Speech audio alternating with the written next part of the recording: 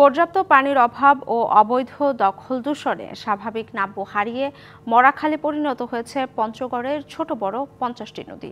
এতে হুমকির মুখে পরিবেশ ও জীববৈচিত্র্য। কয়েক বছর আগে প্রায় 150 কোটি টাকা ব্যয়ে 5টি নদী ও একটি খাল খননে মেলেনি সুফল। এ অবস্থায় নতুন করে নদী খননের পরিকল্পনায় পানি উন্নয়ন বোর্ড। একসময়ের খরস্রোতা নদী এখন মরা খাল। নদীর চরে স্থানীয়রা চাষ করছেন ধান সহ নানা শাকসবজি। এই হাল সীমান্ত জেলা পঞ্চগড়ের ছোট বড় প্রায় 50টি নদীর। পানির স্তর নিচে নামার পাশাপাশি স্বাভাবিক প্রবাহ কমে আসায় করতোয়া, তালমা, মহানন্দা সহ সবকটি নদী শুকিয়ে এখন খালে পরিণত হয়েছে। পানি স্বল্পতার কারণে দুর্ভোগে পড়তে হচ্ছে নদী নির্ভর কৃষক ও শ্রমিকদের। মারা যাচ্ছে মাছ সহ জলজ প্রাণী। কালার এক্সপার্ট, জর্জ স্যাপ এবং মাইল্ড অন হ্যান্ডস টেকনোলজি সমৃদ্ধ অরিক্স ক্রিস্টাল ওয়াশ আপনার 2019 সালে জেলার 5টি নদী ও একটি খাল পুনঃখননের কাজ হয়, কিন্তু তাতে মেলেনি সুফল। এখন বোরো ধানের চাষ হচ্ছে নদীর বিস্তীর্ণ চরে। দিনে দিনে এইটার পানিটা শুকায় গেছে, এখন এমন হয়ে গেছে মানুষজন চাষাবাদ করতেছে।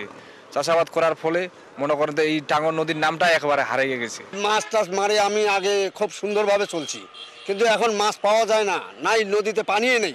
নদীতে এই যে ডেলেজার দিয়ে মিশিয়ে মূলত ডিলেজার যে বালুগুলো নদীটা খনন করার পরে আমরা নদীতে কোনো পাথর পাই না। এখন দখল দূষণ ও পানির স্তর নেমে যাওয়ায় বিলীন হচ্ছে নদী।